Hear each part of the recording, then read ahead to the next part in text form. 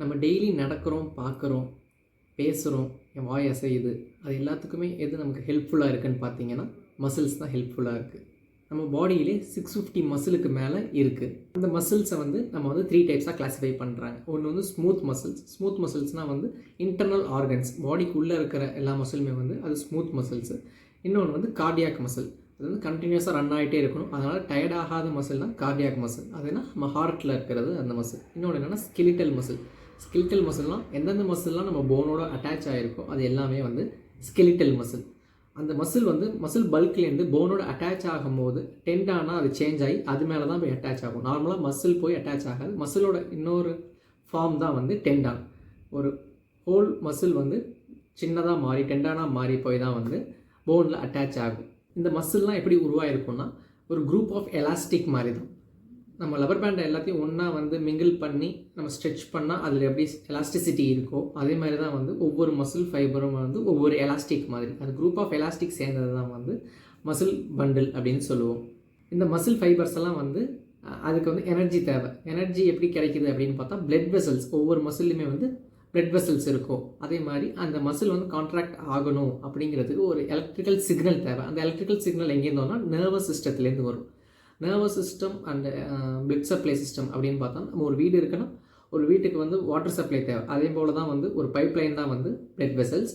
இன்னொன்று நம்ம வீட்டுக்கு எலக்ட்ரிசிட்டி தேவை. அதே மாதிரி சப்ளை தான் நர்வ் சப்ளை. பிரெயின்லேருந்து ஒரு எலக்ட்ரிக்கல் இம்பல்ஸ் மசிலுக்கு வந்தால் தான் அந்த மசில் கான்ட்ராக்ட் ஆகும். நம்ம கையை மடக்கணும் நீட்டணுன்னாலுமே ஒரு சிக்னல் நம்ம பிரெயின்லேருந்து வந்தால் தான் அந்த மசில் ஒர்க் ஆகும். நம்ம மசில்ஸோட சீப்பான ஃபங்க்ஷன்ஸ் என்னென்னு பார்த்தீங்கன்னா நம்ம பாடியை ஸ்டேபிளாக வச்சுருக்கிறது, நம்ம உட்காந்துருக்கோம் நிற்கிறோன்னா அந்த பாஸ்டரை மெயின்டைன் பண்ணுறதுக்காகவும் நம்ம பாடியில் பிளட்ஸை பம்ப் பண்ணுறதுக்காகவும். அது கார்டியாக் மசில்னு நம்ம சொன்னோம்ல, அந்த கார்டியாக் மசில் தான் பிளட்டை பம்ப் பண்ணுது. அந்த பிளட் பம்பிங் ஆக்ஷனுக்காகவும் முக்கியமானது என்னென்னா நம்ம மூமெண்ட்ஸ்க்காகவும்.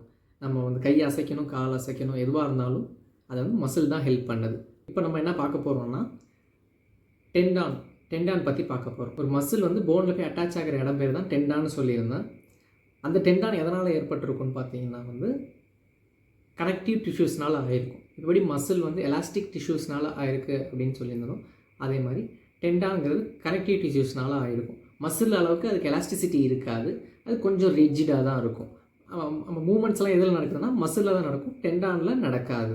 அந்த டெண்டான்ஸில் எப்படி மூமெண்ட்ஸ் நடக்கலையோ அதே மாதிரி டெண்டானுக்கு பிளட் சப்ளையும் கிடையாது. மசிலில் தான் பிளட் சப்ளை, நர்வ் சப்ளைலாம் இருக்குமே தவிர டெண்டானில் எந்த ஒரு பிளட் சப்ளையும் நர்வ் சப்ளையுமே கிடையாது. இப்போது எதனாலலாம் நம்ம டெண்டான் இன்ஜுரி ஆகுதுன்னு பார்ப்போம். எக்ஸசைஸ் அதிகமாக பண்ணுறோம், ஏதோ லோடு அதிகமாக கொடுத்து எக்ஸசைஸ் பண்ணுறோங்கும் போது மசிலில் மைக்ரோ ட்ராமாஸ் ஏற்படும்.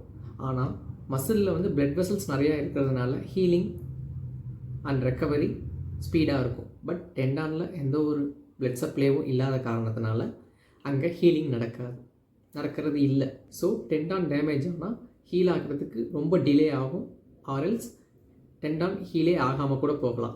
எதனாலலாம் டெண்டான் மோஸ்ட் காமனாக இன்ஜுரி ஆகுதுன்னு பார்த்தீங்கன்னா ஒன்று ஏஜ். வயசானாலே நார்மலாக நம்ம பாடியில் இருக்க மசில் போன்ஸ் எல்லாமே கொஞ்சம் வீக்காக இருக்கும். அதனால் இந்தமாதிரி டெண்டான் இன்ஜுரி ஆகுது. ரெண்டாவது என்னென்னா ஓவர் யூஸ். அதிகமாக அந்த டெண்டானை யூஸ் பண்ணுறோம், அந்த மசிலை யூஸ் பண்ணுறோம். அப்படிங்கும் போது அந்த மசிலோட அட்டாச் ஆகிருக்கிற டெண்டான் ரப்சர் ஆகிறதுக்கு சான்சஸ் இருக்குது.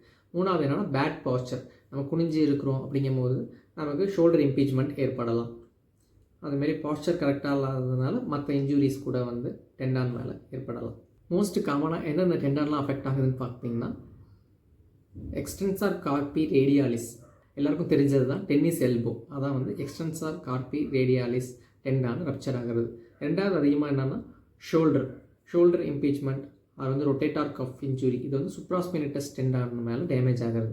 மூணாவது காமனாக என்னென்னு பார்த்தீங்கன்னா அக்கிலஸ் டெண்டினைட்டிஸ் அப்படின்னா ஃபுட், நம்ம பாதத்துக்கு குதிகாலுக்கு பின்னாடி இருக்குல்ல ஒரு நரம்பு இருக்குதுன்னு சொல்லுவாங்களே, அக்கிலஸ் டெண்டினைட்டிஸ், அந்த டெண்டான் அதிகமாக ரப்சர் ஆகும். நாலாவது என்னென்னா ரிஸ்ட் டெண்டான், ரிஸ்ட்டில் இருக்கிற டெண்டானெல்லாம் இன்ஜுரி ஆகுது. இது 4 தான் மோஸ்ட் காமனாக டேமேஜ் ஆகிற டெண்டான் ரப்சர் ஆனதுக்கான சிம்டம்ஸ் என்னென்ன இருக்கும்னா அந்த மசில் ஆக்ஷன் பண்ணாலே உங்களுக்கு பெயின் இருக்கும். அது இல்லாமல் அந்த ஏரியா சரௌண்டிங்கில் ஸ்வெல்லிங், வீக்கம் இருக்கலாம்.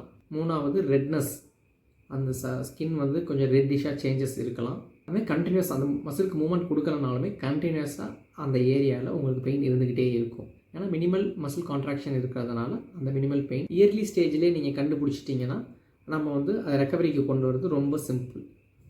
நமக்கு அந்த டெண்டான் இன்ஜுரி தான் தெரியாமலே ரொம்ப நாள் அந்த மசில் ஆக்டிவிட்டியில் கொடுத்துட்டு அப்புறமா நம்ம போய் பார்க்கும்போது அதோட ஸ்டேஜஸ் வந்து கிரேட் 3 கிரேட் 4 அளவுக்கு இருக்கலாம். அந்த லெவலில் இருக்கும் போது சர்ஜரி தான் பண்ணணும் அப்படின்னு எல்லா டாக்டரும் ப்ரிஸ்கிரைப் பண்ணுவாங்க. ஆனால் இப்போ வந்து நம்ம சர்ஜரி இல்லாமல் எப்படி அதை ரெக்கவர் பண்ணலாம் அப்படிங்கிறத பார்ப்போம். ஃபஸ்ட்டு என்னென்னா எல்லாத்துக்குமே வந்து ரெஸ்ட்டு தான். அந்த மசிலை நம்ம யூஸ் பண்ணுறது ரெஸ்ட்டில் இருக்கணும். அப்போ தான் வந்து அது ஹீலிங் ப்ராசஸ் நடக்கும். ஏதோ ஒரு ஆக்ஷன், சின்ன ஆக்ஷன் தான் பண்ணுறேன், சின்ன வெயிட் தான் லிஃப்ட் பண்ணுறேன், கையை சும்மா தான் தூக்குறேன், அப்படி பண்ணாலுமே உங்களுக்கு அந்த மசில் ரிப்பீட்டடாக இன்ஜுரி ஆக சான்சஸ் இருக்குது. ரெண்டாவதுன்னா ரெகுலர் இன்டர்வல்ஸில் 3 hours once 4 hours once வந்து ஐஸ் அப்ளை பண்ணிக்கிட்டே இருக்கணும். ஐஸ் அப்ளை பண்ணுறதுனால என்ன ஆகும் அப்படின்னா அந்த சரௌண்டிங் ஸ்ட்ரக்சர்ஸ்க்கு பிளட் ஃப்ளோ அதிகமாக கிடைக்கும்.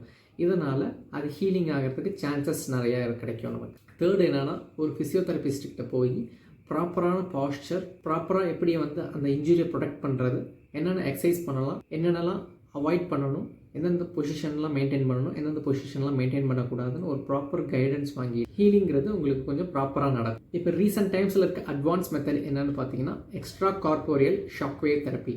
அப்படின்னா என்னென்னா ஒரு ஷாக் வேவ், அந்த வேவ் சவுண்ட் வேவ்ஸை வந்து நம்ம இன்ஜுரியான டெண்டான் மேலேயே வந்து ஹிட் பண்ணுவோம். அது ஹிட் ஆகிறதுனால என்ன ஆகும் அப்படின்னா பெயின்ஃபுல்லாக தான் இருக்கும், இருந்தாலுமே வந்து அது நியூ பிளட் வெசல்ஸ் ஃபார்ம் ஆகிறதுக்கு ஹெல்ப் பண்ணும். டெண்டானில் வந்து பிளட் வெசல்ஸ் இருக்காது, இருந்தாலுமே இந்த ஷாக் வேவ் கொடுக்கும்போது சின்ன சின்ன மைக்ரோ வெசல்ஸ் வந்து நியூவாக வந்து அந்த சரௌண்டிங்கில் ஃபார்ம் ஆகும். அதனால் நமக்கு ஹீலிங் அதிகமாக நடக்கும். அடுத்து என்னென்னு பார்த்தீங்கன்னா ஆச்சரியமான ஒன்று, அக்குபஞ்சர் தெரப்பி. அக்குபஞ்சர் தெரப்பி கொடுக்கறதுனாலையும் பாடியில் வந்து டெண்டான் ஹீல் ஆகுது அப்படின்னு நிறைய ரிசர்ச் பேப்பர் ப்ரூவ் பண்ணியிருக்காங்க. அது எப்படி ஒர்க் ஆகுதுன்னு பார்த்தீங்கன்னா நம்ம அக்குபஞ்சர் நீடில் டெண்டானில் வந்து ப்ளேஸ் பண்ணும்போது சரௌண்டிங்கில் இருக்க எனர்ஜியை வந்து அப்சர்வ் பண்ணி அது ஹீலிங்கை ப்ரமோட் பண்ணுது அப்படின்னு சொல்கிறாங்க. அக்குபஞ்சர் ரிலேட்டடான வீடியோஸ் உங்களுக்கு ஃபுல் டீட்டெயிலில் வேணும்னா கமெண்ட் பண்ணுங்கள். அடுத்து என்னென்னு பார்த்தீங்கன்னா cold laser therapy. Laser therapy அப்படின்னாலே வந்து ஹீட் ப்ரொடியூஸ் ஆகும், சர்ஜரிக்கு யூஸ் பண்ணுவாங்க. அப்படி கிடையாது. கோல்டு லேசர் தெரப்பிங்கிறது இன்ஃப்ராரெட் லைட் தான் பாஸ் ஆகும். இன்ஃப்ராரெட் லைட் பாஸ் ஆகும்போது என்ன ஆகும்னா செல்லில் இருக்கிற மெட்டபாலிசம் ஸ்பீடாக இருக்கும். ஜென்ரலாக ஹீல் ஆக வேண்டிய டயத்தை விட லேசர் தெரப்பி நம்ம கொடுக்கும் போது ஹீலிங் ப்ராசஸ் வந்து ப்ரமோட் ஆகும். இதனால் 80% இயர்லியராக ரெக்கவர் ஆகுங்கிறது வந்து லேசர் ட்ரீட்மெண்ட் மூலயமா நமக்கு தெரியும். அடுத்த ட்ரீட்மெண்ட் என்னென்னா பிளேட்லெட் ரிச் பிளாஸ்மா. அதான் நம்ம பிஆர்பி இன்ஜெக்ஷன் சொல்லுவோம். பிஆர்பி இன்ஜெக்ஷன் அப்படின்னு என்னென்னு பார்த்தீங்கன்னா நம்ம பிளட்டில் இருக்க பிளாஸ்மாவை எக்ஸ்ட்ராக்ட் பண்ணி எந்த டெண்டான் இன்ஜுரி ஆகிருக்கோ அங்கே இன்ஜெக்ட் பண்ணுறதன் மூலியமாக நியூ செல்ஸ் அங்கே ஃபார்ம் ஆகுது. அது ரெக்கவரி ஹீலிங்க்கு ரொம்ப ஹெல்ப்ஃபுல்லாக இருக்குது. ஃபைனல் ஆப்ஷனாக வந்து நீங்கள் இதை வேணால் வச்சுக்கலாம், கார்டிகோஸ்டீராய்ட்ஸ். இந்த ஸ்டீராய்டு இன்ஜெக்ஷன் தான், இருந்தாலும் ரொம்ப பெரிய ரப்சர், சர்ஜரி போக நான் விரும்பலை, ஆனால் எனக்கு ரெக்கவரி ஆகணும், கார்டிகோஸ்டீராய்டு இன்ஜெக்ஷன் பக்கம் போகலாம். ஆனால் இதில் வந்து சைடு எஃபெக்ட்ஸ் நிறையா இருக்குது. கார்டிகோஸ்டீராய்டு இன்ஜெக்ஷன் போடுறதுனால உங்களால் குவிக் ரெக்கவரி பார்க்க முடியும். பட் இதில் வந்து சைடு எஃபெக்ட்ஸ் நிறையா இருக்குது. நிறைய பேர் கேட்ட கொஷின் என்னென்னு பார்த்தீங்கன்னா இந்த டெண்டான் ரப்சர் ஆனால் திரும்பி ஹீல் ஆகாதா, திரும்பி பழையபடி கை தூக்க முடியாதா அப்படிலாம் கேட்குறாங்க. ஆனால் அப்படி கிடையாது. 80% ஆஃப் பீப்புள் வந்து ரெக்கவரி ஆகிருக்காங்க. ஒரு 3 to 6 monthsலேயே வந்து நல்ல ரிசல்ட்ஸ் வந்து ட்ரீட்மெண்ட் அண்ட் ப்ரொடக்டிவ் திங்ஸ் எல்லாம் நீங்கள் ஃபாலோ பண்ணுறது மூலியம் நல்ல ரிசல்ட்ஸ் பார்க்கலாம். இந்த டெண்டான் ரப்சருக்கு ஹீட் தெரப்பி கொடுக்கலாமா டாக்டர் அப்படி கேட்குறாங்க. நம்ம கோல்டு மட்டும் கிடையாது, கோல்டுக்கு அடுத்தபடியாக நம்ம ஹீட் கொடுக்கறதுனால அப்பயுமே வந்து பிளட் ஃப்ளோ அதிகமாக கிடைக்கிது, ஹீலிங் ப்ரமோட் ஆகுது அப்படின்னு சொல்லியிருக்காங்க. இந்த கண்டிஷன் ரிலேட்டடாக வேறு எதுவும் டவுட்ஸ் இருந்தால் கமெண்ட்டில் கேளுங்க. இந்தமாதிரி வீடியோஸ் பார்க்கணும் அப்படின்னா சப்ஸ்கிரைப் பண்ணிக்கோங்க.